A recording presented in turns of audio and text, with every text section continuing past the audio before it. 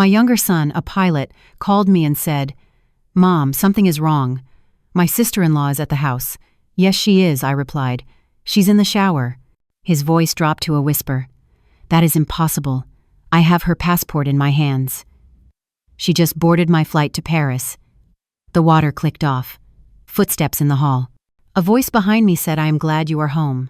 If you are watching this, please like and subscribe, and tell me the city you are listening from, because this quiet kitchen is about to become an investigation." I turned toward the hallway and saw damp hair, a terry cloth hem, the fog of steam drifting like breath from the bathroom. My phone was hot against my cheek. "Theo, keep your voice down." "What are you saying? And who is in my house then?" My heart thudded once hard enough to ripple the coffee in the cup I had not finished. "Mom, listen to me," he said, breath shallow through the line. "I am standing at the jet bridge, gate B12. Our system pinged me with the scan. I watched her walk past, seat 2 amperes. She smiled at the man next to her and handed the attendant her boarding pass. I have it on my handheld." The phone buzzed. A photo arrived, grainy from the terminal lights but clear enough. Name Clarissa Reyes. Flight 482 to Paris. Boarding time is 8:07 a.m. A green check beside security cleared. Underneath, the timestamp blinked as if the phone were thinking faster than I could.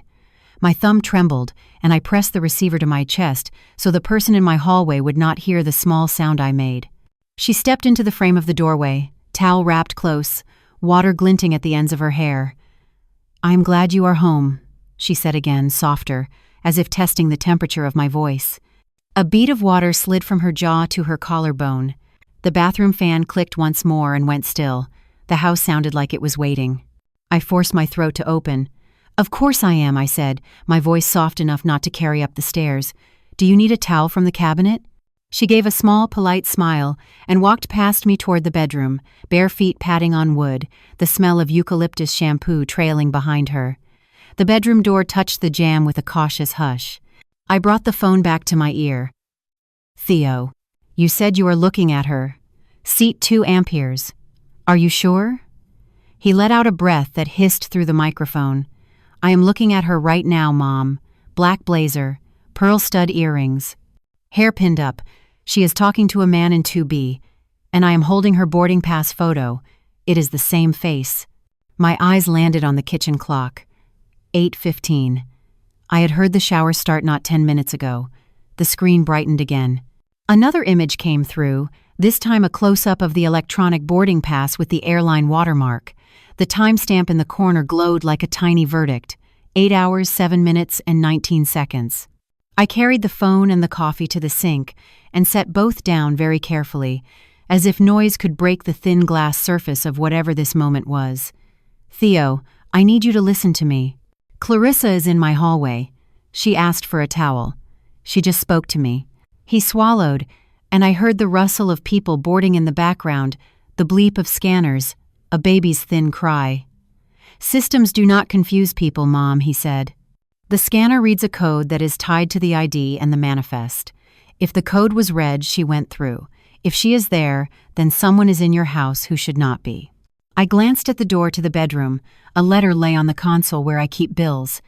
The corner of the envelope pressed a neat triangle into the pile, as if it wanted to mark this morning for future reference. I could hear Oliver's lunchbox ice pack ticking as it settled in the freezer. The ordinary sounds of my kitchen moved slowly around the extraordinary sentence in my ear.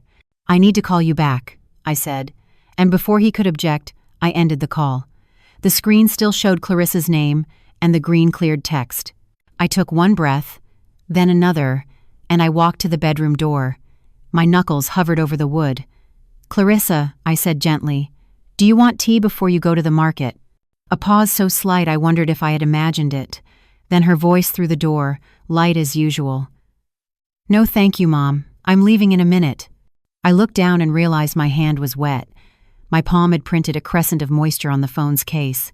I wiped it against my apron, and when the cotton came away, it carried the faint smell of eucalyptus.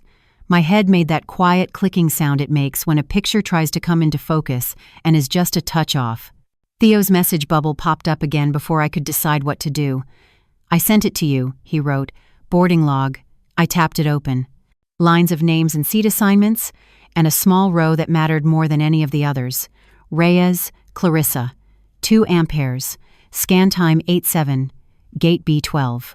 Under it, a notation I had never seen before because I had never needed to learn the way an airport thinks. Real ID verified. I slid the phone into the pocket of my apron and leaned my hip against the counter the way you do when your knees are not sure. The window over the sink reflected the room at me, a soft double of my kitchen with me standing in it, a woman whose hair was in the clip she always uses when she washes breakfast dishes. I pressed my fingers to the glass, and the reflection pressed back. For a long second I listened to the house. The bed creaked once. A drawer moved. The zipper of a purse sang and then quieted. I stood there until the silence asked me to do something. I picked up the coffee cup and took a sip. The coffee had gone cool, but the bitterness felt honest. Then I pressed the receiver to my chest and felt the little heart of the phone beat against my palm like a bird that wanted the air. The bathroom fan clicks off, cut to memory. This morning was the kind that makes you think you have a grip on your day. Oliver trotted down the stairs with his backpack half open and an orange pencil poking out like a flag. He bumped my hip for fun, then laughed at the sound the lunchbox ice pack made when it fell into the freezer. Marcus kissed the top of my head without stopping, muttered about a plan set review, and was out the door before the toast even popped. Clarissa called down. "I am going to take a quick shower, Mom." And I said, "All right," because that is what you say when the morning is ordinary and your mind is on small things like rinsing the coffee ring from the counter before it sets. I wiped the counter slowly, a circle inside a circle until the surface showed the faint ghost of my hand moving. The fan upstairs purred. A pale blouse lay over the chair back at the table, as if someone had abandoned a thought midstream. I took the trash out to the bin, and the air bit cool against my teeth, the kind that says spring is not sure yet whether to commit. When I came back in the phone, on the wall rang, and I smiled before I picked up because some voices still felt like summer, even when you have a sweater on. Theo's. "Mom just wanted to say hi," he said, and I told him where the extra muffins were in the freezer for his next layover, and he laughed and said I always know. And we were a small, warm line stretched between the gate and my sink. Then his voice slid one notch lower. Something odd just happened. The board reader threw a duplicate scan error. I thought it was a glitch, but when I pulled up the image, the name was familiar. And that is when the air in my kitchen shifted. Not colder, just more exact. Like when a window is closed after being open too long and the room realizes its borders again. The memory faded, as if the house itself turned down the dimmer. I came back to the present with the rubbery beat of my own pulse in my ears. In the bedroom, I heard the purse zipper again, and then the click of heels placed gently on wood. I lifted the phone and texted Theo a single line. "Stay where you can see the manifest. Do not board yet." He replied with 3 words that felt like a hand under my elbow. "I have you." I set the cup in the sink and watched the last drop of water thread itself down the porcelain and vanish. The house stood very still. I smoothed the apron over my stomach the way I used to when the boys were little and storms rattled the windows and I needed them to see something steady. Then I turned toward the hallway, because a person cannot stand forever with proof in her pocket and a voice in her house. Morning began like a song I have known since girlhood. The kettle murmured. The window over the sink wore a thin breath of condensation. I set my coffee on the counter, and it left a faint brown ring, the kind that scolds you for rushing and forgives you when you wipe it. I wiped it. Circle inside a circle until the counter shone again. The house answered in those small ways a house answers. A stair complaining once, a drawer sighing shut. The refrigerator motor is clearing its throat and settling into work. Oliver clattered down the steps with his backpack slung low. His sock heels were always a whisper from giving up, and I always threatened to darn them and never did. He held up the bus pass for me to inspect, as if I were still the mother who signed field trip forms with a flair. "You remembered your lunch," I said. He patted the bag as if to reassure both of us.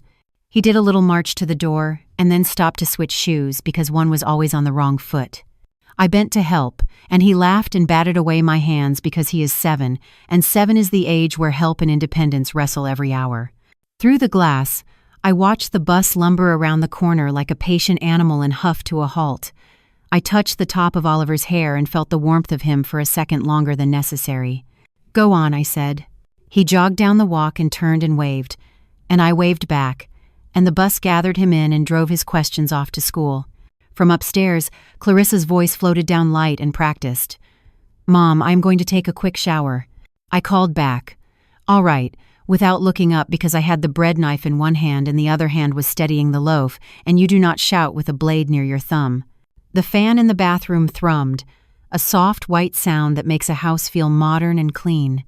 I made a note in my head that we needed new eucalyptus shampoo because the bottle felt too light when I had moved it to wipe the shelf yesterday. It is a kind of knowledge that lives in your fingertips more than in your brain. I washed the knife and set it on a towel to dry. I put 2 grocery lists on the table side by side because I was deciding which one to keep and which one to throw away. Wednesday's list had neat right-leaning letters, as if the person writing had taken a breath between each word. Eggs, cilantro, milk, Oliver's markers. Under it, the morning list was rounder and more looped and drifted left, as if the hand holding the pen were not at home in that grip. Lemons, fish, bread. The 2 papers looked like cousins who grew up in different houses. I told myself not to be strange. People write differently when they are hurried. People copy lists from memory and forget a flourish. People switch hands as a game. People do many ordinary things, and I am not a woman who goes hunting for trouble in graphite. I rinsed the coffee cup and set it to one side so it could show me that exact rim again the next time I broke my own rule about coasters. Marcus came down in his work shirt, with the sleeves rolled, and kissed the air near my hair because his head was already 3 hours into a drawing set. He asked if he had left his measuring tape by the back door, and I handed it to him from the bowl where it always ends up. He said, "You always know," and I said, "Of course," and he took the measuring tape and the sandwich I had wrapped in wax paper and in 2 steps was out the door. The house nodded after him and then sat down again. Clarissa's blouse lay over a chair back, pale. A little too thin for the season, but she had that kind of heat that made layers unnecessary.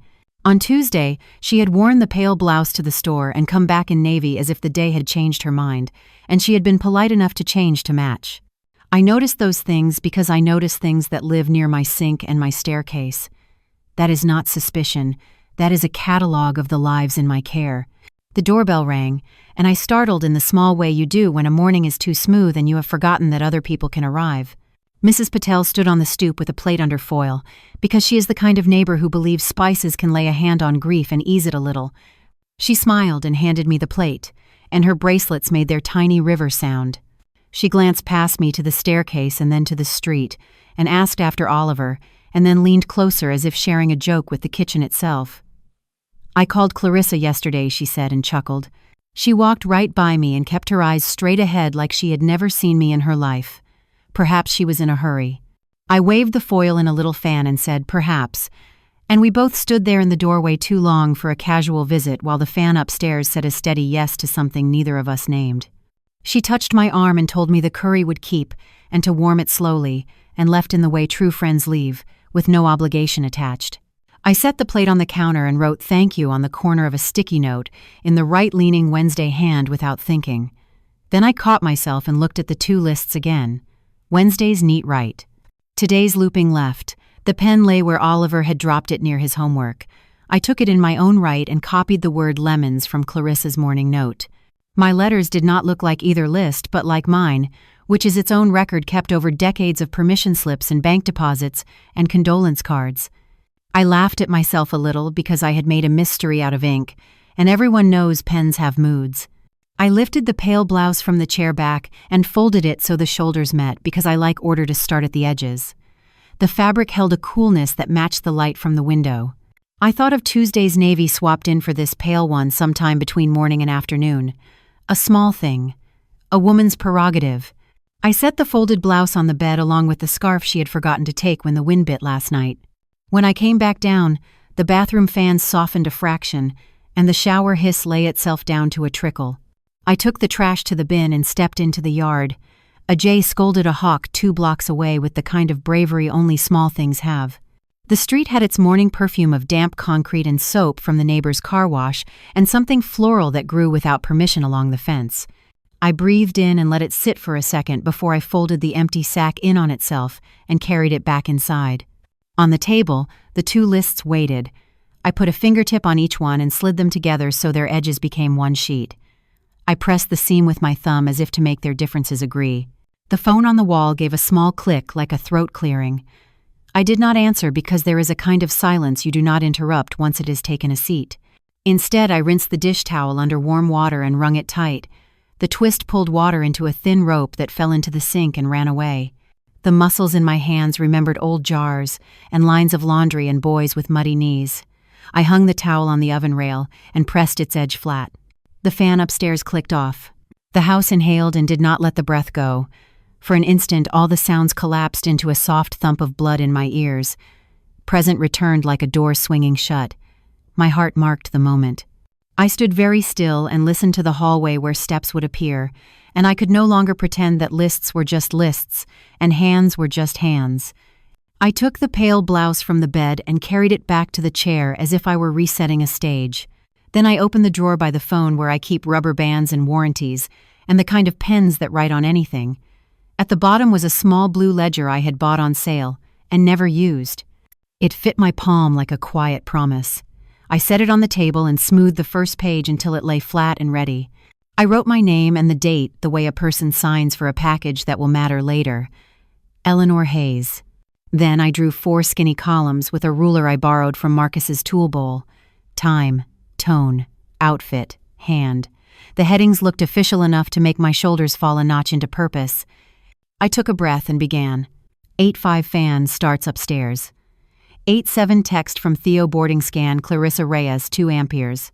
8-12 steps in hallway voice. I am glad you are home. 8-15 bedroom door closes.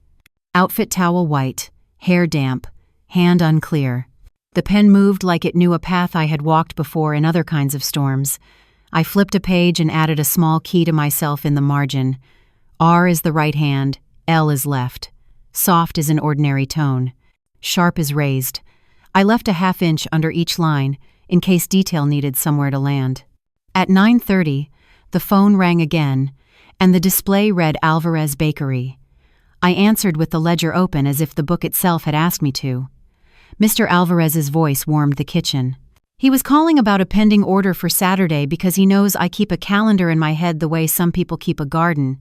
We confirmed the pastries and the pickup time.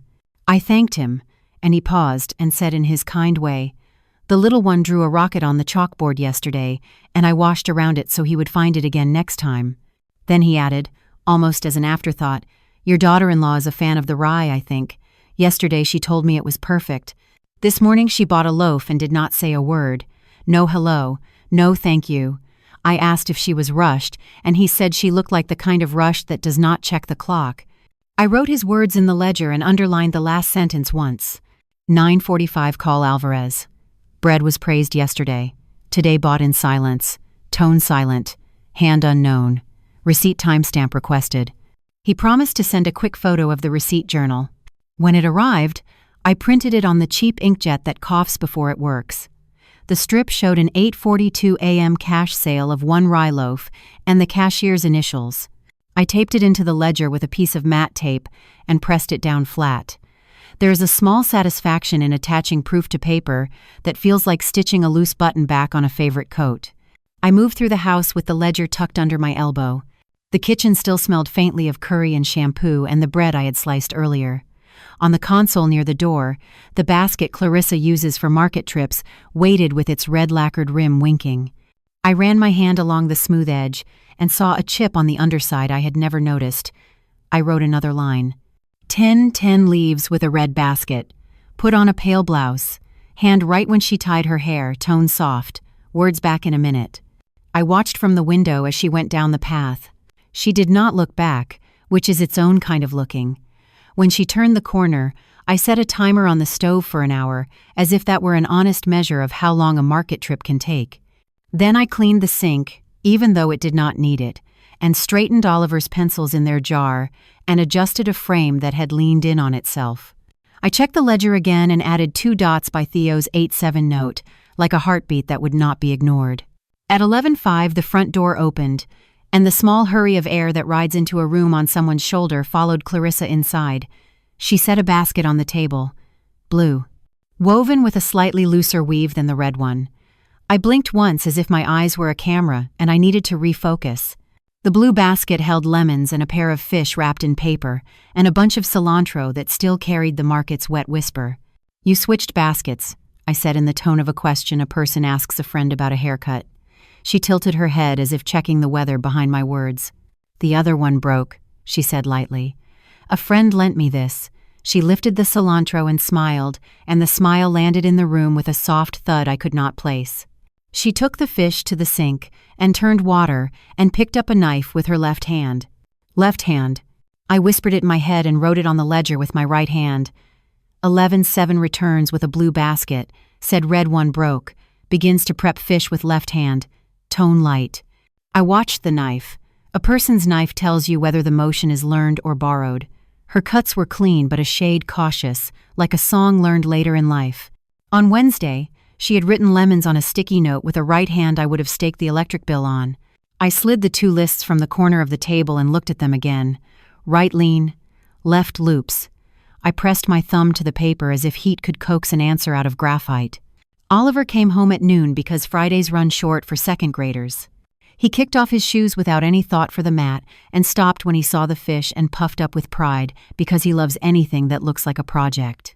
He ran to me and slid on his socks and caught the edge of the rug and righted himself with the kind of laugh that forgives gravity for doing its job. "Grandma," he said last night, "Mom sang me the Little Sparrow song, and she made the smallest bird sound on the T, and it tickled my neck." Then he frowned in a thinking way and added, "But the night before, she did not sing at all.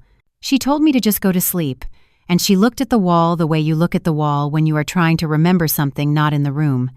He shrugged and asked if he could have an apple before lunch.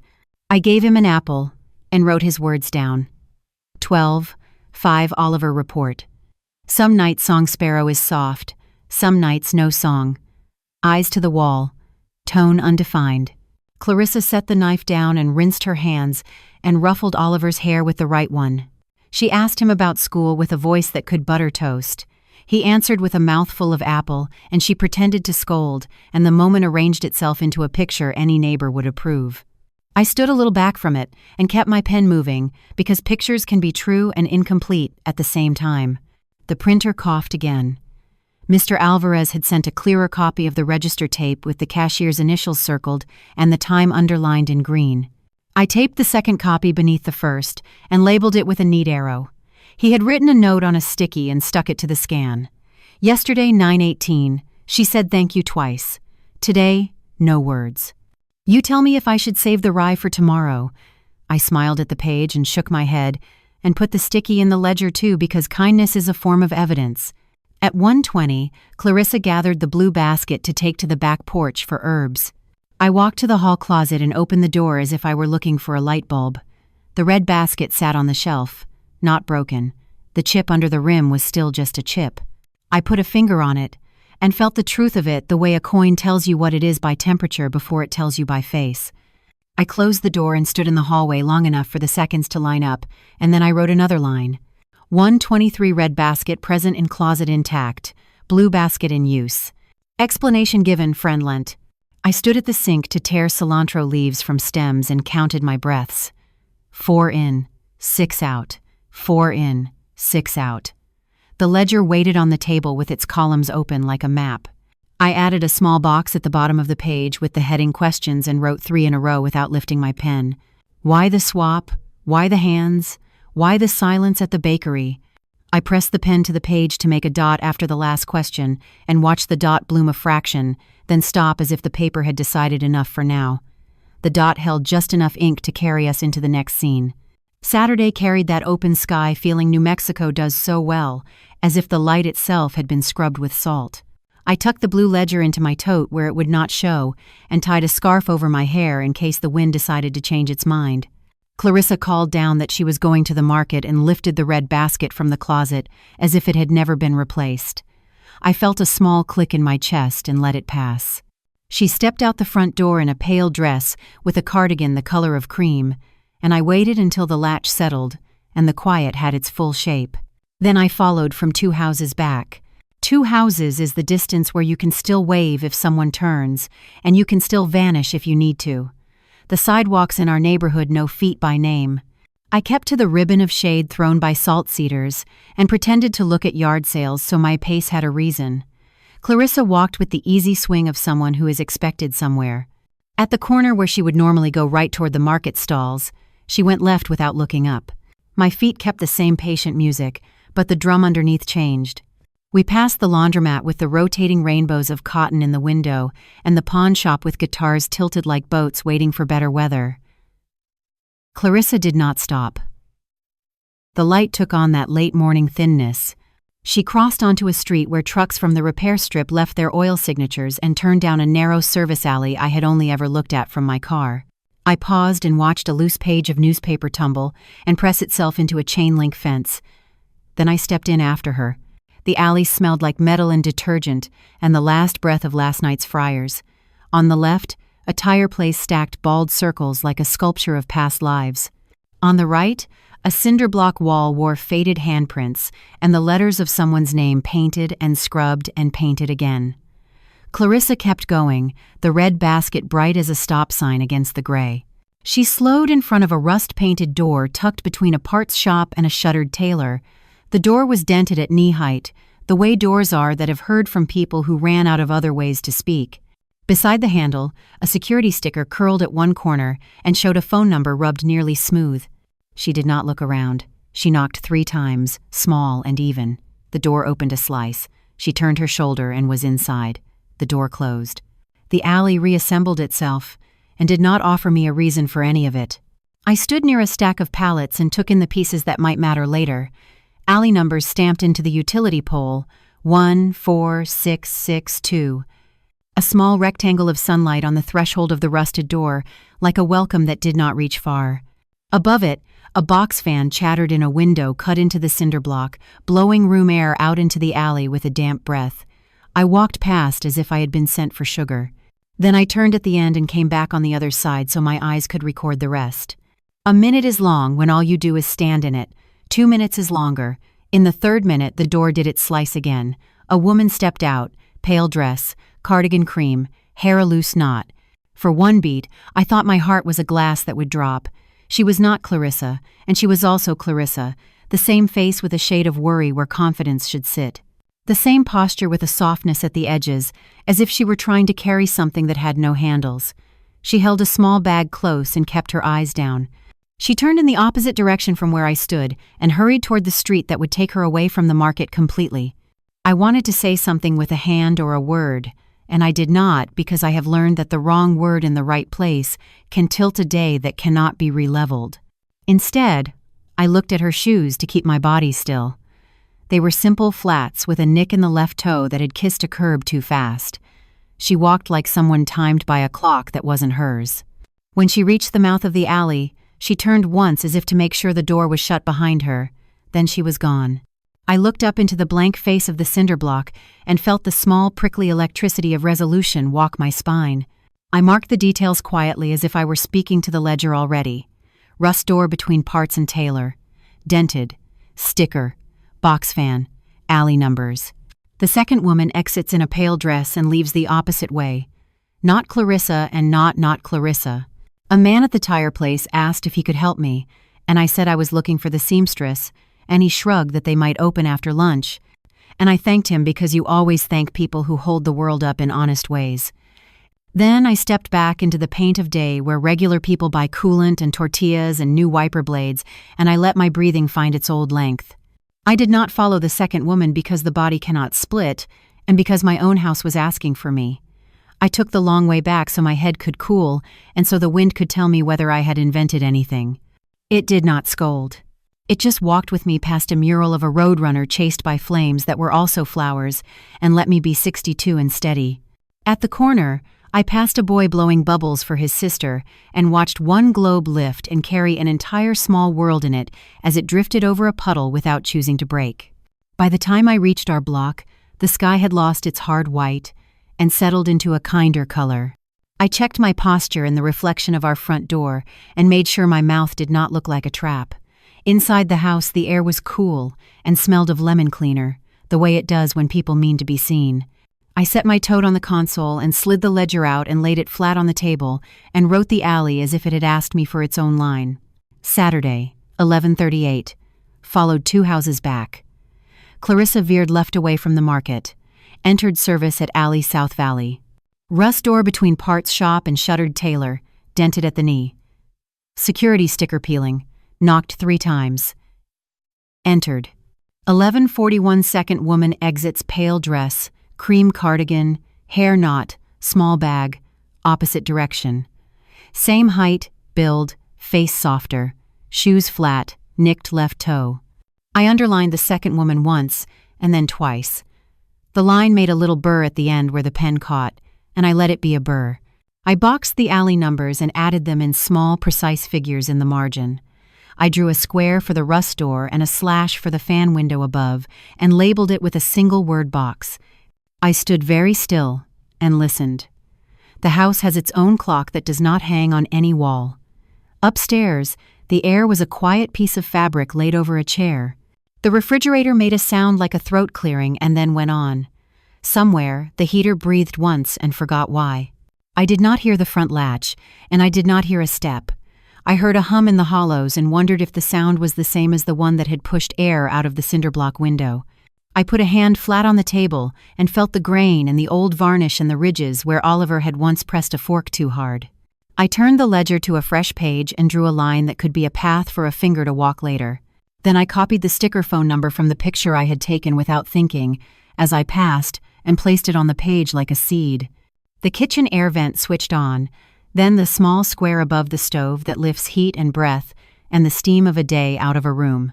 Its fan made a cousin sound to the alley fan, a family resemblance that set my teeth together for a second and then apart. The 2 hums slid over each other in my head from memory to present like transparent sheets. I closed my eyes and saw the rusted door and the pale dress and the red basket that went in and did not come out. I opened my eyes and saw my own stove and my own sink and the dish rack with the morning's glasses drying themselves into clarity. The box fan hum in the alley became the kitchen vent above me as I hurried home, and now it was here, steady and domestic, as if to say nothing unusual was happening at all. I reached for the pen again because when the hum grows, I find my way back by making letters. I wrote one more line with the calm of a recipe. Call number on sticker Monday. Ask for tailor hours. Confirm who leases the unit. Then I set the pen down and let the dot of ink at its tip swell just enough to show it had a heartbeat. Sunday held its breath like a church before the first hymn. I wrapped the blue ledger in a tea towel and left it on the kitchen table where sunlight could touch it, then slid a framed family photo into my tote the way you carry a passport when you plan to cross a border and you are not sure who will stamp you in. Marcus had taken the picture on a spring afternoon when Oliver refused to look at the camera until Clarissa lifted him onto her hip. The 4 of us were there, if you counted the shadow of Theo on the sidewalk from a quick call between flights. I looked at our faces for one quiet second and let the frame settle against my palm. The South Valley air had that clean tin taste again. I walked the same route as yesterday so my feet could remind my head that I had not dreamed the alley, the dented door, the box fan, the laundromat hummed. The pawn shop dozed. The tire place stacked its circles like moons. I turned into the service alley and felt the temperature drop 2 degrees as if I had stepped under a thought. The rust-painted door waited between the parts shop and the tailor that never seemed to open. It was no different than yesterday, because doors do not keep our secrets. They keep our shape. I stood where the sun slid a rectangle onto the threshold and lifted my hand. 3 small knocks, the way I had heard Clarissa do. Even my knuckles tried to remember her rhythm. The slice of space appeared, and an eye looked through it, dark and unsure. The door opened wider, and a woman stood in the frame, who could have been Clarissa if someone had taken a soft eraser to her confidence and left the rest intact. The same mouth, a half-shade gentler. The same cheekbones, holding a different season. She saw the photo in my hands and flinched. Her fingers tightened on the edge of the door. I said hello in the calm voice I keep for emergencies and introductions. I am looking for the person who used this door yesterday. I think you know her. May I show you something? She stared at the frame. The fear in her eyes was a ripple in a glass of water set too close to a bass speaker. Then she began to close the door, slow and firm as if to save us both from what I might say next. A voice from inside, even and kind without being soft, crossed the room and reached the threshold. Mara, stop. We cannot keep doing this. The door paused. The woman's shoulders fell a fraction. She opened the door to its hinge and stood back. I stepped into a room cobbled from repairs. Cinder block walls, the color of old cotton. A low cot in the corner with a thin man lying on his side under a blanket printed with faded roses. An oxygen concentrator sat beside the cot and breathed with the room, a measured inhale that turned air to something closer to what lungs ask for. The machine's green light clicked with each cycle, like a metronome set, just slower than worry. The air smelled faintly of disinfectant and laundry soap, the kind that tries hard to declare order. The calm voice belonged to a woman at a small table sorting pill, trays with a precision that makes you trust her hands. She looked up at me, tucked a strand of hair behind her ear, and stood. She wiped her palms on her scrub pants and said her name the way a person places a card on a table. Lucia Park, medical assistant. I help Mr. Diaz with meds, and with whatever this is trying to be. The other woman pressed her back against the door a second, as if gathering the courage to propel herself forward. She moved past me, eyes low, and went to the cot. She touched the blanket near the man's shoulder, and his breath changed to the one you take when someone you love returns from the store, and you know by the sound of the bag that they remembered the oranges you forgot to write down. Lucia nodded toward a pair of folding chairs near the wall. "Please sit," she said, and it came out like a nurse's request that is also an instruction. I set the frame on the table face up. The photo caught the light and tossed it back in the shape of our faces. The woman by the door looked at it again, and I saw her swallow once. She crossed the room and stood over the frame without touching it. Up close, I could see the tremor in her hand, a bird trapped between leaving and staying. She said her name, and it came through a narrow place in her throat. Mara. Mara Diaz. The name hung next to Clarissa's in the space like two coats on one hook. I said mine. Eleanor. I am not here to make trouble for you.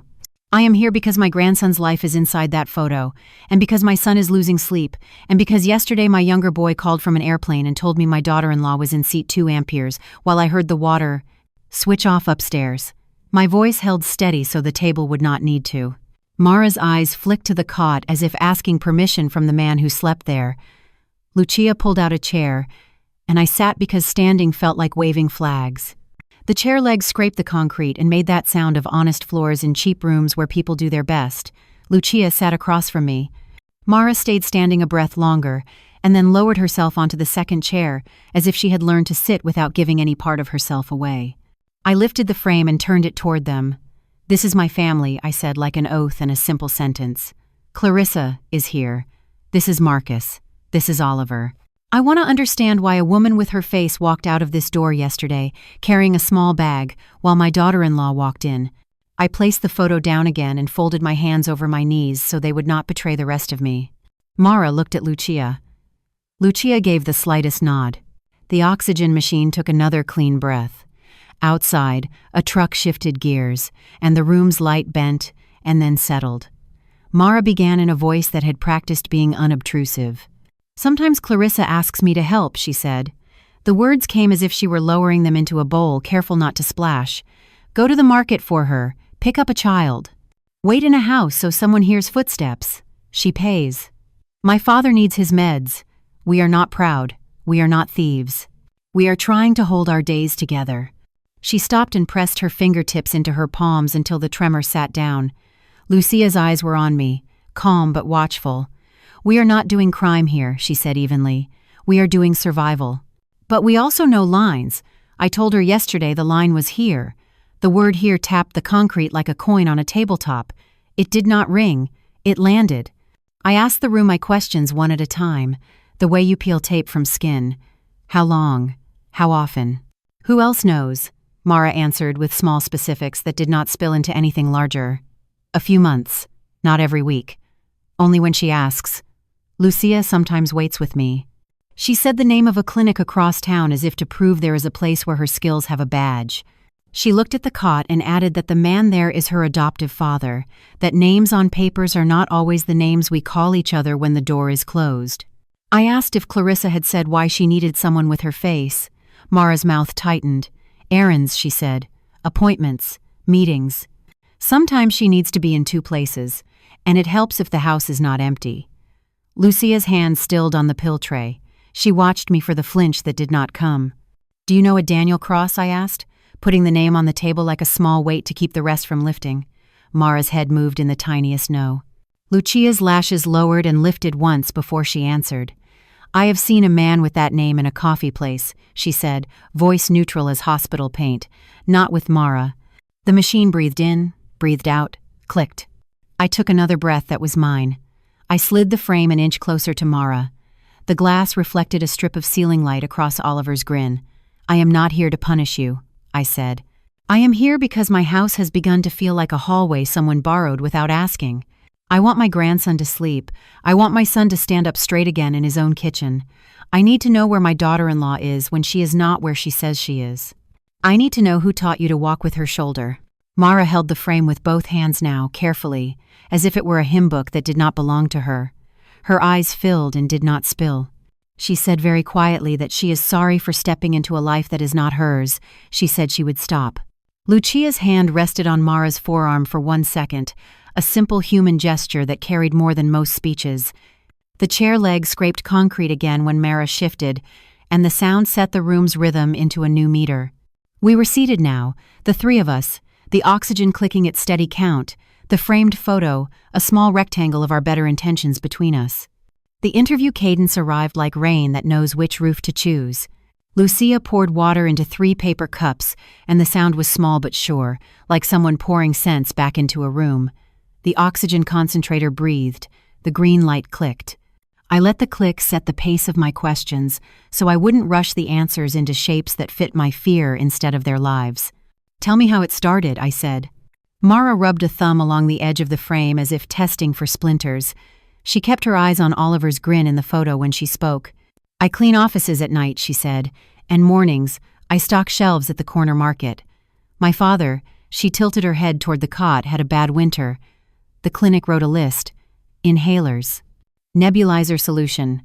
A test we could not afford." She smiled without humor. "The market does not give you a raise because your breath costs more." The machine inhaled for the room and gave us back air softened by purpose. Mara went on. "I met her after a shift. She was buying pastries and speaking on the phone to someone about a client, and she was using words I have only read on brochures. She dropped a receipt.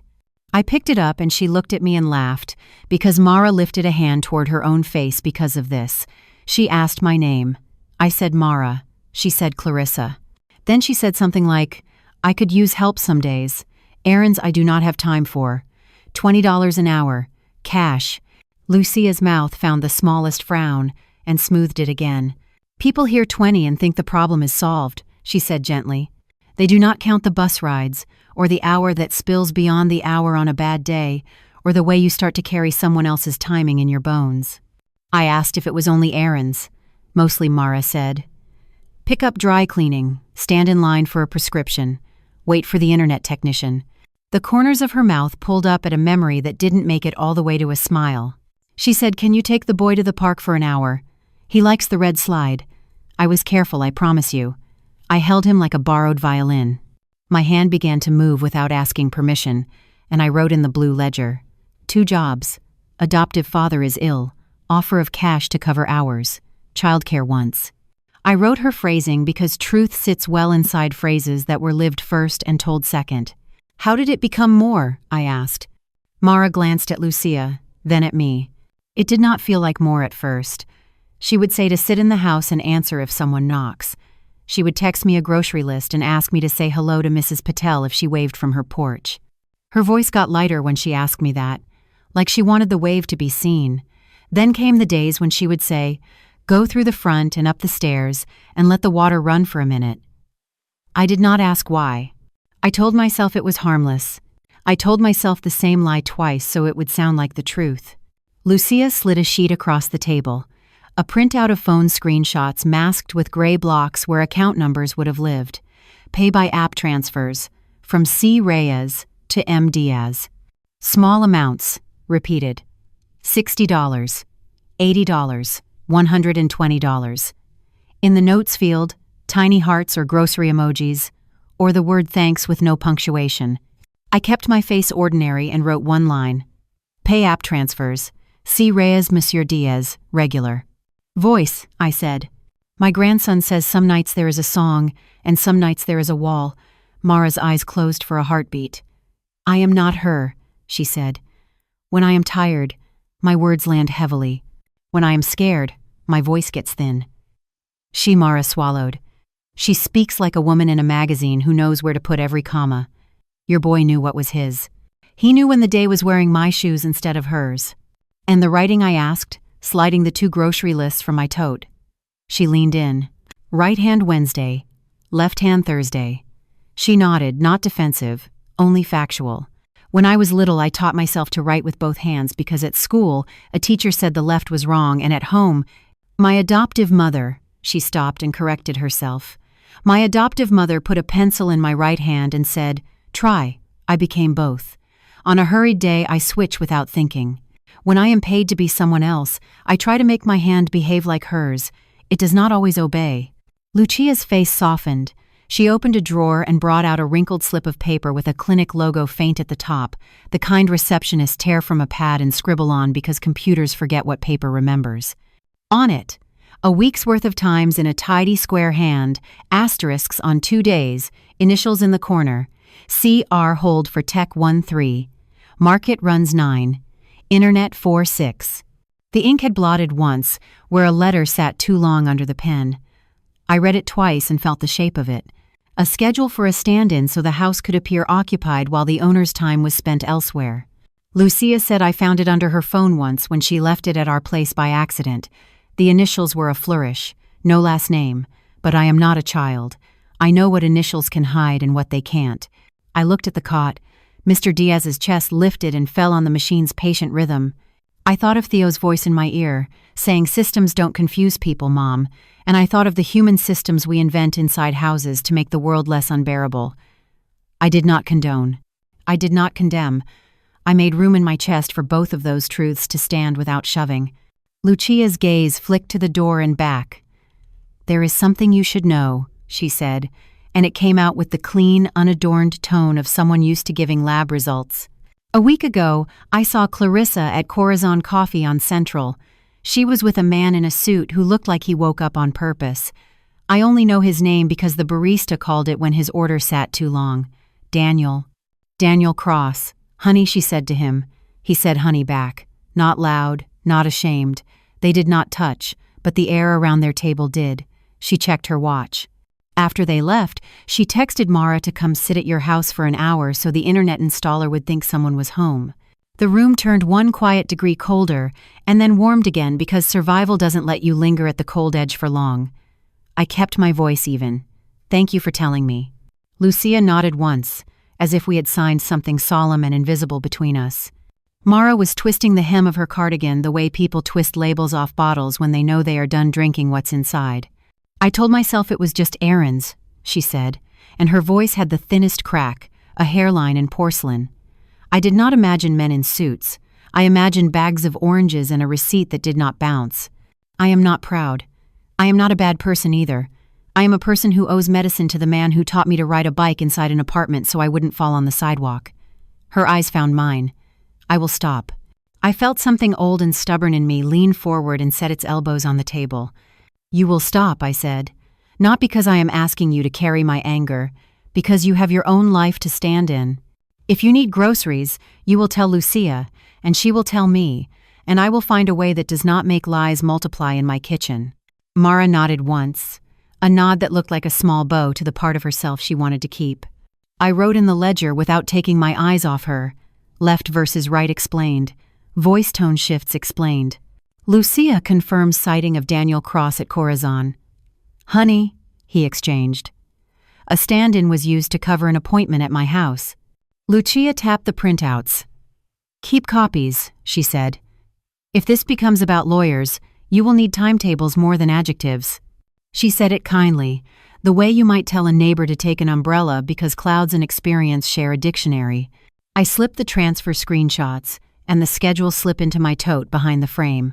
The oxygen machine clicked again, and I realized it had been marking the cadence of this talk, each breath a bar line. Click, inhale, click, exhale, a metronome for resolution. I looked at the green light, and it looked back, steady as a promise you choose instead of the one you're offered. I stood. The chair's feet made their honest scrape. Thank you, I said to Lucia, for being the kind of friend who stays when the air is thin. Thank you, I said to Mara, for telling me without embroidery. I touched the frame, then left it bare on the table for a beat so the room could see who I was trying to protect. Then I slid it into my tote and felt the weight of glass and paper and intention settle. At the door, I paused. When this is over, I said, and I let the sentence breathe. When this is over, there will be a way to help your father that does not cost a lie. Lucia nodded once. Mara did not speak, but the set of her shoulders lifted by the smallest measure, as if someone had taken a quarter-ounce off a pack she had carried too long. Outside, the alley reassembled itself, oil ghosts, handprints, Sunday. The box fan pushed stale air into the morning, and the sound stitched itself to the click of the concentrator in my head. I started home with the green light's rhythm in my ear, and the word resolve folded into my pocket like a note I would not lose. I called Theo from the porch while the afternoon light lay a measured stripe across the steps. Bring me what the airplane knows, I said. Not a screenshot, paper. He did not ask why, because he had heard my voice on enough storm days to recognize the weather in it. 20 minutes, he said. Gate Ops owes me a favor. I cleared a square on the dining table. The blue ledger sat centered like a patient. I set out tape, a pen that did not smudge, and a ruler. I opened a drawer and found a manila envelope with a red string closure and decided the string looked like theater. I took a plain one instead, knew enough that its glue would still remember what to do. Theo came in without knocking, flight jacket unzipped, lanyard tucked in his pocket so my neighbors would see my son and not his job. He set a stack of white on the table, with the care you use for a cake you did not bake. Flight event log, he said. Manifest. Gate scan report. TSA interface timestamps. If you want a chain of custody, we can notarize it later. I almost smiled because he got that tidy bone from me. We stood shoulder to shoulder. The papers smelled faintly of toner and air-conditioned hallways. Theo flipped to the page that mattered. See here, Flight 482, Paris, Gate B12. Boarding began at 8. He traced a finger down a column whose font never apologizes. At 8 hours, 7 minutes and 19 seconds, Reyes commends Clarissa. Real ID verified. Boarding pass authenticated. He rapped the word verified twice with his knuckle as if to call it awake again. Then he slid the manifest forward. Seat 2 amperes assigned at check-in T 16 hours. He looked at me sidelong, not unkind. Mum passenger lie. System don't. I pulled the ledger closer until the coil-bound edge kissed the manifest. I turned to the page from that morning. 8:05 fan starts. 8:07 text from Theo. 8:12 steps in hallway voice.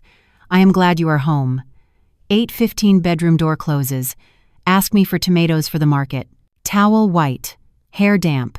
The ink had dried to the light sheen paper keeps when it has held breath with you. The mini twist did not need lights.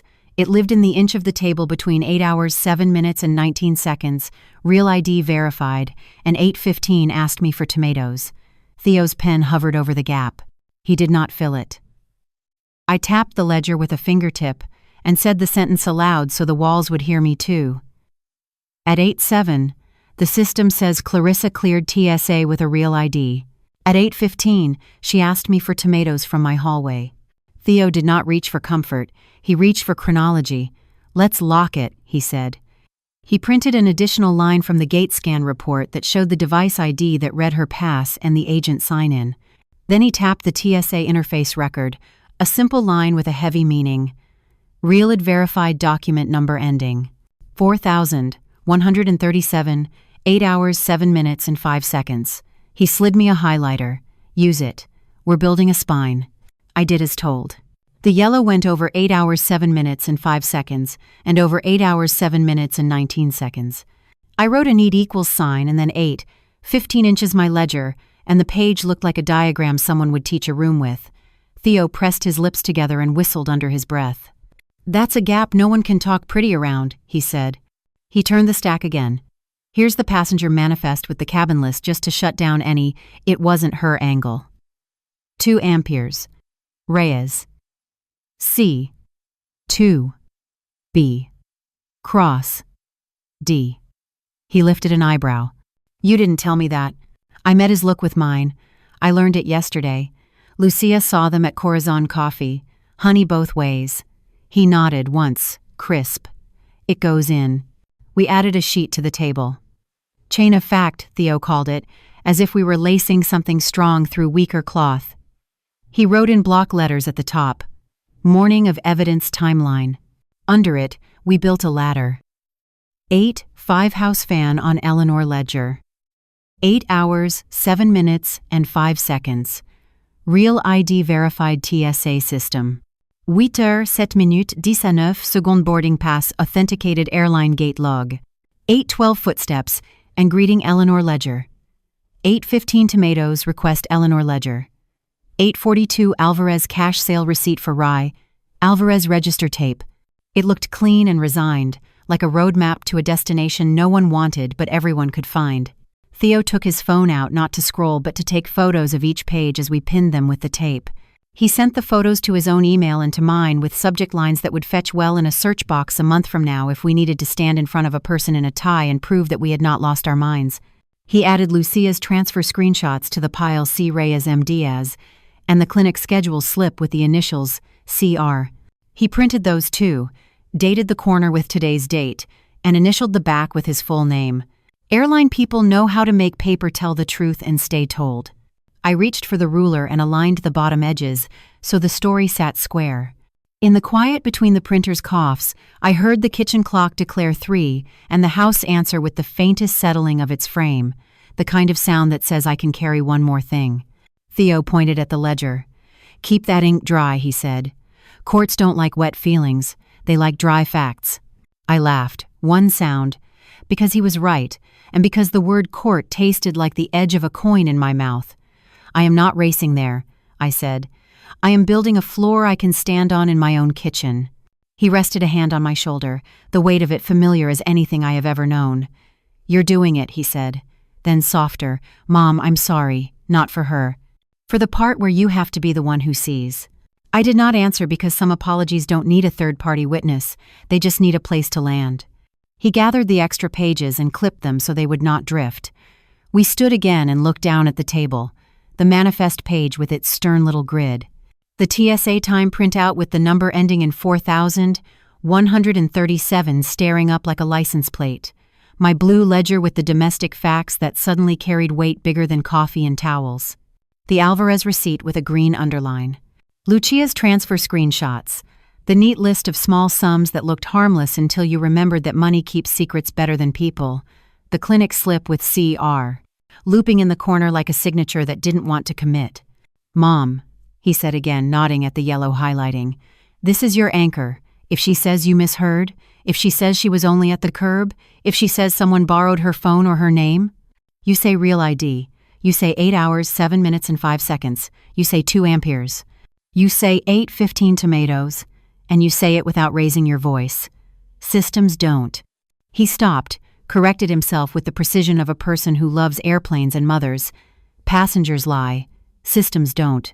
I capped the pen and felt the tiny click in my hand like a lock choosing to be a lock. I took the manila envelope and slid the stack inside in the order we had built it. Manifest, TSA print, gate log.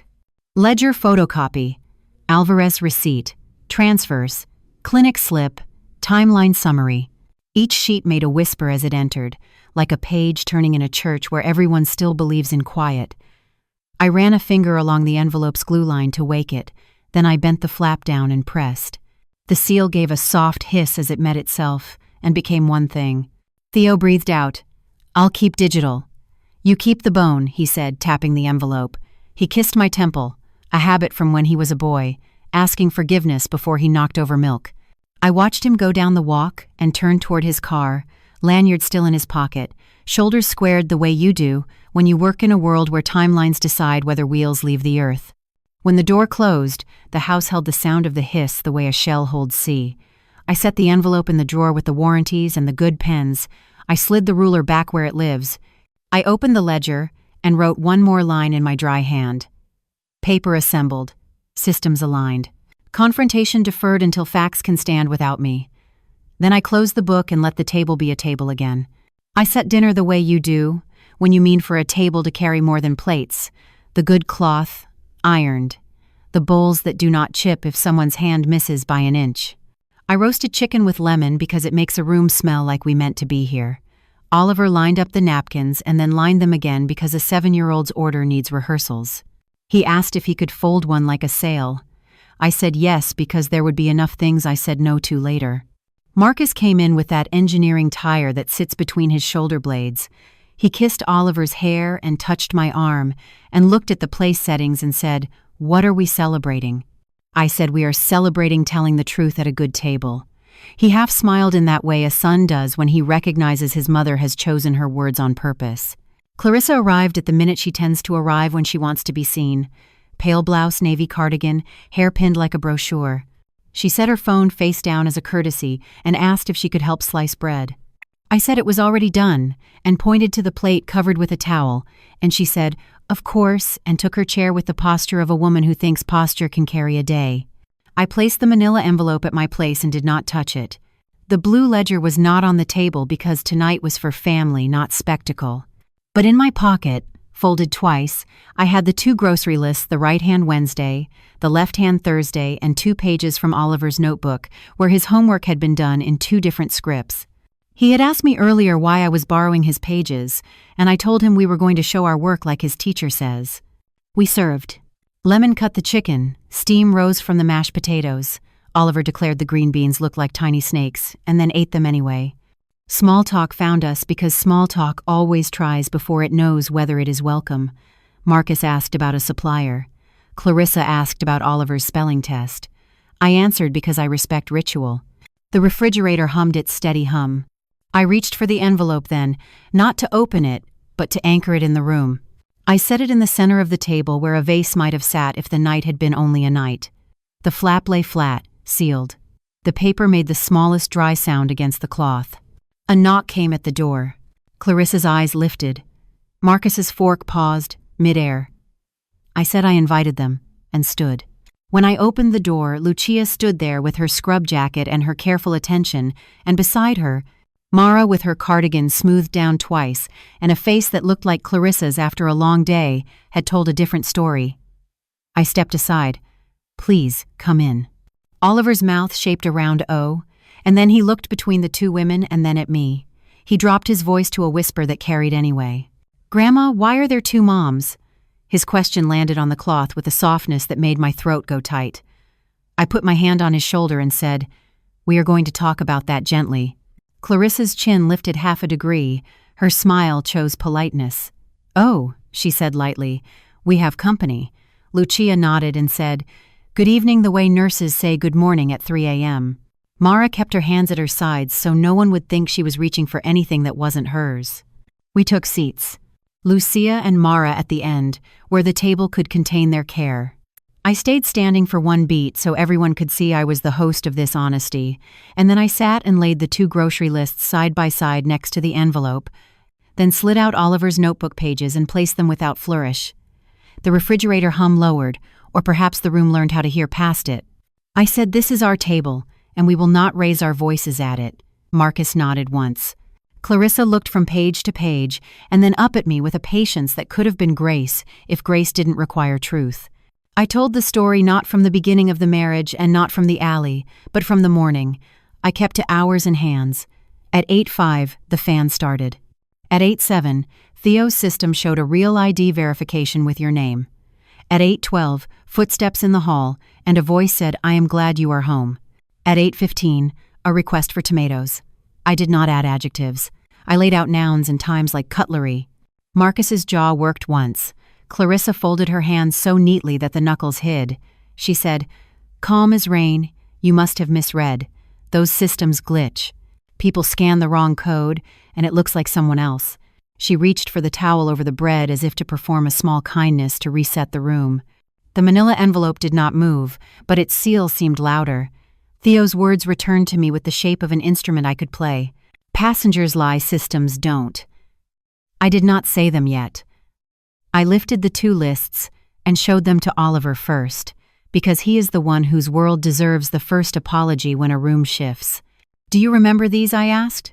He nodded and put his finger on the neat Wednesday hand and said, "This one makes squares and this one makes loops." Clarissa watched our hands, her eyes narrowed the way you look through tinted glass when the sun insists. I turned the notebook pages so their dotted lines faced us. On one, the letters marched tidily. On the other hand, they wobbled and bumped each other like cousins who hadn't met yet. Oliver said softly, "Mom helped on this one," and then he looked at the other and didn't say the rest. I did not make him. I said sometimes adults ask for help in ways that make children carry it. Clarissa reached for a glass of water and set it down without drinking. She looked at Mara as if she were trying to place her face in a yearbook she'd never owned. Mara kept her eyes on the table and the corners of her mouth stitched into a brave smile. Lucia took a breath, one that acknowledged the weight in the room, and said Eleanor asked us here because truth has better balance when 3 people hold it. She slid a paper across the cloth, a printout of small dollar transfers with the notes that looked innocent until you counted their pattern. She did not narrate them. She let the blocks of numbers do the speaking. Marcus leaned in. His hand went to his hair the way it does when a beam doesn't line up with the drawing. He looked at Clarissa. He said her name once, nothing else. She laid her palm flat as if to cool a spill that had not happened. "Don't be dramatic, Marcus," she said. "People help each other with errands. We are not rich. Sometimes I need help." "We are not talking about help," I said. "We are talking about presence. Where a body is when a system says it is somewhere else. We are talking about a small boy who knows when a song has a different breath behind it." My voice didn't rise, but the refrigerator hum retreated until the only sound left was the small tap of Oliver's foot under the table. I put my hand on the envelope. I did not open it because the opening belongs to the moment after a person is given a chance to tell the truth without being cornered. "Clarissa," I said, "this envelope holds the manifest of your flight, the gate log, the TSA real ID time, and a receipt from Alvarez. It holds my ledger and Lucia's schedule slip with your initials. I do not want to put papers between a mother and a child. I want a mother to be a mother without papers, without having to prove her." Clarissa's mouth softened, but not in surrender, in calculation. Her eyes moved to Oliver, then to Marcus. She exhaled, like someone about to lift something heavy. She said, "You have always disliked the way I organize my time. You want me in the kitchen and in the neighborhood and inside your little circle, Eleanor." She smiled without warmth. "Some of us belong to more than one room." Lucia's jaw angled a degree. Mara's fingers tightened into a small tent in her lap. Oliver looked at me, not understanding that sentences can be knives when they are dipped in politeness. Marcus placed his hand palm down between the envelope and the bread, like a man measuring the distance between two truths. He looked at me, then at Clarissa. "Say where you were at 8-7, he said. "Say who Daniel Cross is." He kept his tone even. "The way you talk to a beam, ask it to carry what it claims it can." The refrigerator clicked off. The room went quiet in that way. A room can when it honors a line being drawn. I slid the envelope the smallest distance forward until it sat exactly at the center seam of the cloth. The paper made that dry whisper again. The hum faded. Even the light waited. We held that pause because dignity demands pauses. Then I touched the flap with 2 fingers and felt the glue seem like a pulse. I rested 2 fingers on the envelope and let the pause do its work. Then I opened it and drew out the stack we had built like ribs. I did not wave them. I laid them flat. First, the gate log. Theo had printed it with the device ID and the agent sign-in so a stranger could follow without our memories. He set it beside my plate and slid it forward. At 8-7 and 19 seconds, your boarding pass is authenticated at B12. At 8-7 and 5 seconds, TSA confirmed a real ID ending in 4,137. He did not look at Oliver while he spoke. He looked at the paper, as if the paper were the only witness we required. I placed my blue ledger next to it. The coil gleamed in the dining room light. At 8:12, I wrote a voice said, "I am glad you are home." At 8:15, you asked me for tomatoes. I ran a line with the ruler from 8:7 on the log to 8:15 on my page, so the inches could carry what the room could not. Lucia reached into her tote and set down the small transfer printouts and the schedule slip. She did not lecture. She announced like a nurse calling a result. Transfers from C. Reyes to M. Diaz across 2 months. A note field full of emojis. A week's task list with initials CR. She tapped one line, hold for tech 1 to 3. She let the words rest there. Mara folded her hands tight in her lap and then unfolded them. She looked at Marcus before she looked at me, and then at Clarissa last, as if aligning her eyes with the order of people she had wronged. I stood in your house sometimes, she said, voice low and sturdy. I answered the door. I went to the market. I picked up Oliver from the park once and brought him straight back. I did it because my father needed medicine, and because she paid, and because I told myself it was only errands. I am sorry. She did not cry. The apology sat up by itself. Clarissa kept her gaze on the bowl of lemons in the middle of the table, as if they might help her craft a brighter sentence.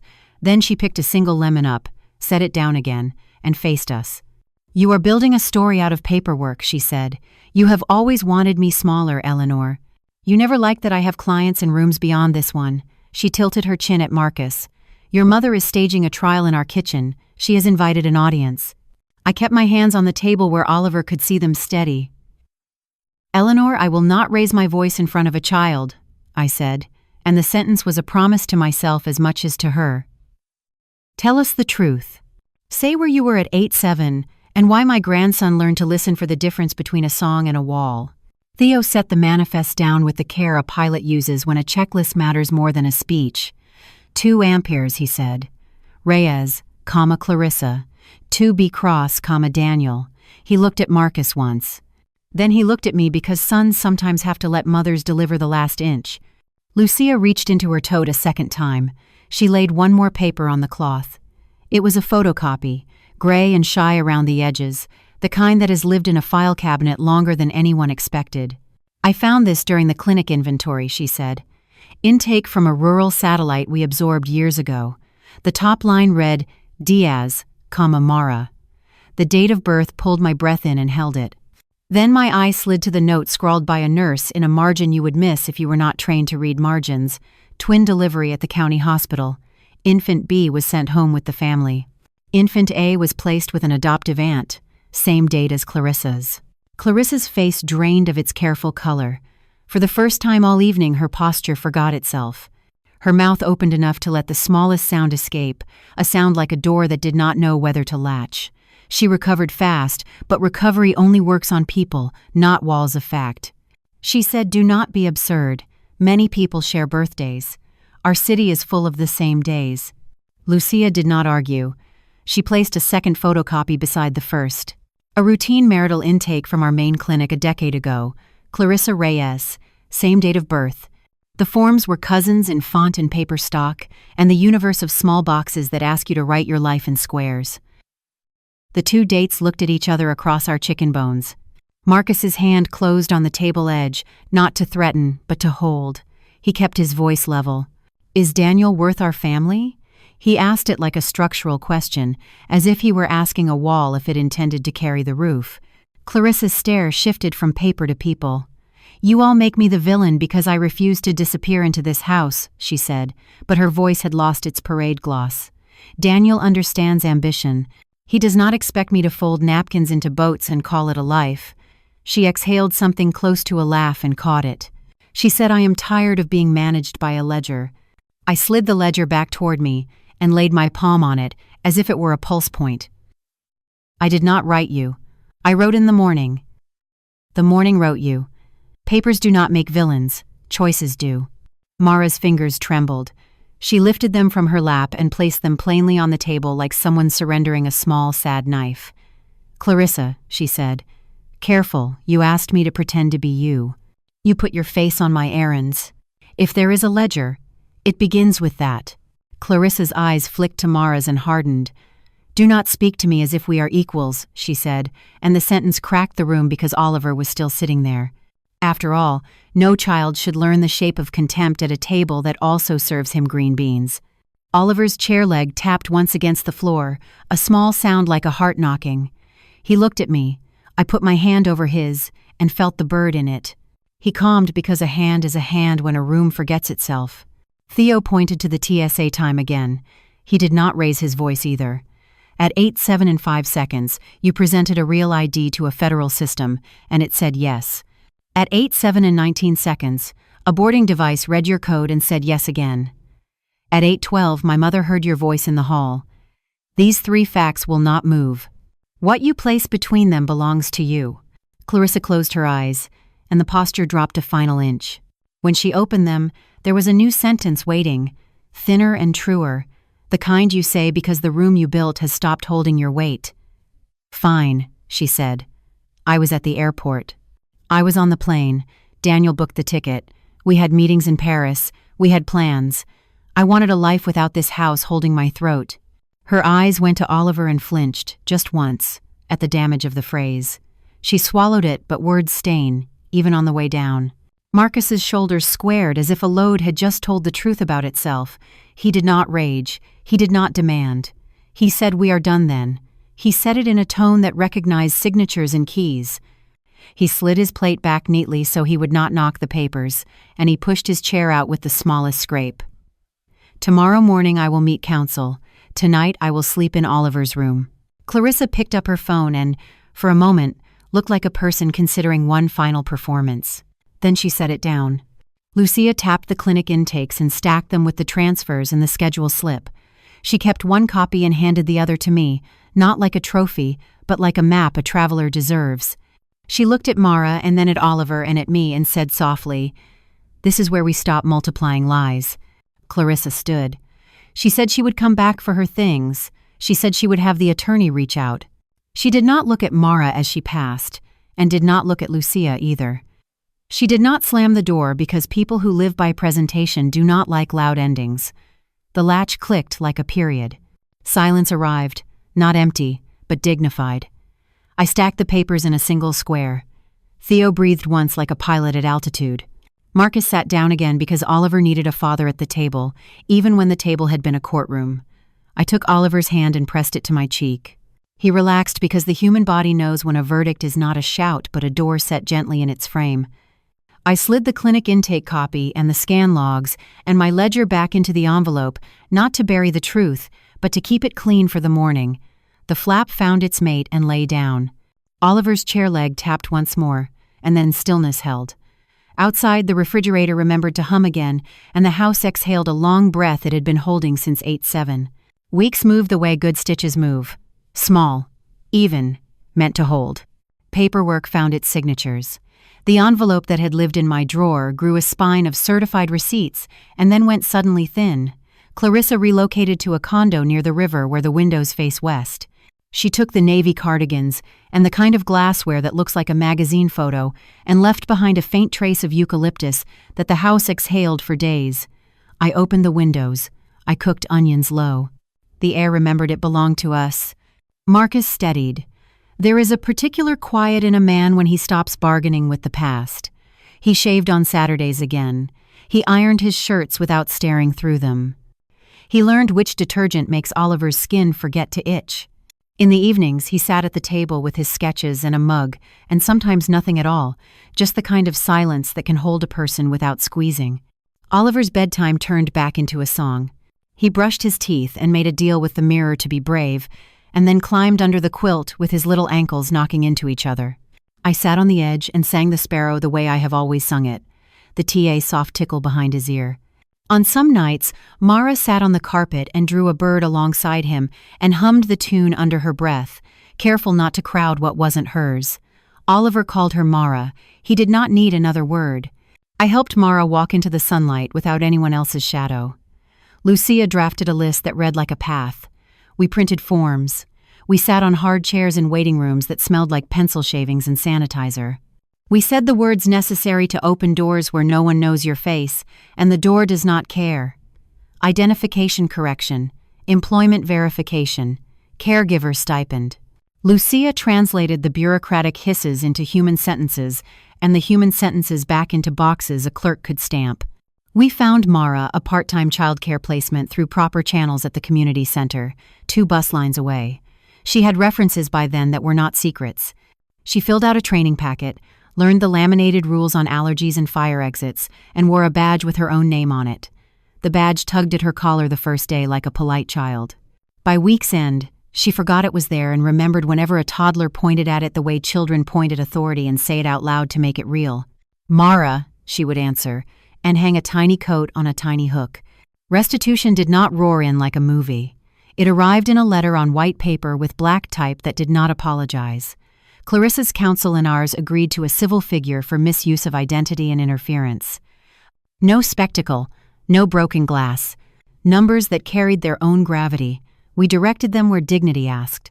A share to Mara's parents' care, routed through a small nonprofit that already keeps medicine honest. A share to an education fund for Oliver, managed by a third party who will never sit at this table and therefore can be trusted to keep a promise. Marcus read the disbursement page once, then again, and then folded it along its crease. He set it in the drawer with the warranties and the good pens. Lucia did what Lucia does. She built time out of thin air. She organized community clinic hours for caregivers who live at the edge of breath and budget, posted a flyer in the laundromat between the two machines that never quite level, and asked a pastor to lend a hall on Tuesdays. She called it the hour for air. People came with pill bottles and questions, and the particular way gratitude stands when it is not yet used to the light. On a Saturday, I took the blue ledger down and turned the last used page. The ink had stopped mid-dot. I did not add to it. The book had done its work and did not need me to make it into a religion.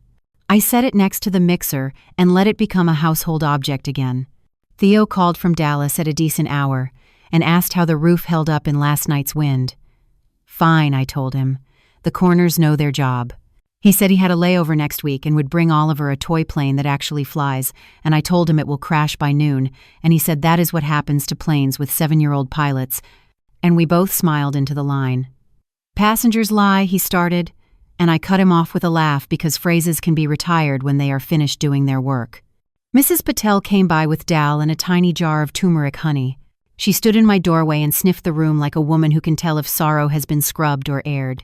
She touched my arm and said, of course, and did not ask a single unkind question. I wrote her a thank you on a new grocery list, and it leaned right like all my lists do. I left the paper on her stoop with a rubber band around the jar so kindness could pass back and forth like a bowl. One afternoon, when the light from the kitchen window felt like it had learned our names again, Oliver brought me 2 sketches from school. Sparrows. One in sharp little strokes that looked like determination, learning to fly. One with soft loops where the feathers wanted to live. He said this one is mine and this one is Mara's, and he could not stop laughing at how the birds looked surprised to be birds. I found a shadow box at the thrift shop, the kind with a hinge that still remembers how to hush. I mounted the 2 sparrows side by side on linen, Oliver's on the left, Mara's on the right, neither above the other. I hung the box near the kitchen light where the glass could catch the afternoon and give it back. Sometimes when I wash vegetables, I look up and the birds look back, and I think of all the things that have flown through this house and how some things land without breaking. The house keeps small rituals now. The dish towel is wrung and smoothed and hung. The refrigerator hum does not feel like a witness so much as a companion. Marcus practices the habit of placing his keys in the bowl by the door so the door can respect him. Oliver taps his chair leg once before he sits as if to ask it to be kind. The bathroom fan runs when it should. It stops when it should. Air does its job without performance. Mara's father has days he can breathe and days he cannot.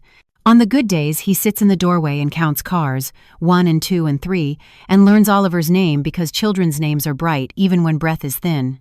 On the bad days, Lucia brings the concentrator a gentle scolding and makes it work a little better just by rearranging the tubes. People like her make you believe in engines you cannot see. We do not hate Clarissa. Hatred is a hobby that steals daylight. We keep boundaries like gardens, weeded, fenced, watered. Papers live in their proper folders. The attorney's number sits in my phone where other numbers sit. We do not say the name Daniel in this house, except when we are making a list of names to forgive later, and even then, we do not linger. Forgiveness is not a party trick. It is a rhythm, quiet, like breathing learned again. Before supper, I flip on the kitchen light, and the shadow box warms. 2 sparrows watch over the sink where coffee rings appear and are forgiven. Sometimes Oliver asks me to tell the story of how the birds found their frame, and I tell him in pieces, with more vegetables than villains, with more doors opening than slamming. I mention a ledger without making it loud. I mention papers without needing them to roar. I end with the sound of a latch. If this reached you, I hope you will tell me the city you are listening from, and one small ritual that keeps your home steady. Maybe it is the way you line up your shoes. Maybe it is the tea you brew after you fold the last towel. Maybe it is the window you open just enough to let the evening through. Justice did not arrive with sirens. It arrived with appointments kept and forms filed and a child's bedtime reclaimed. It walked in on honest feet and seated itself at our table. Justice didn't sound like a gavel, it sounded like a lock, clicking gently shut. Thank you for joining me on this journey. If you enjoyed this story, please like this video, subscribe to the channel and share your thoughts in the comments. To listen to the next story, click on the playlist now showing on screen.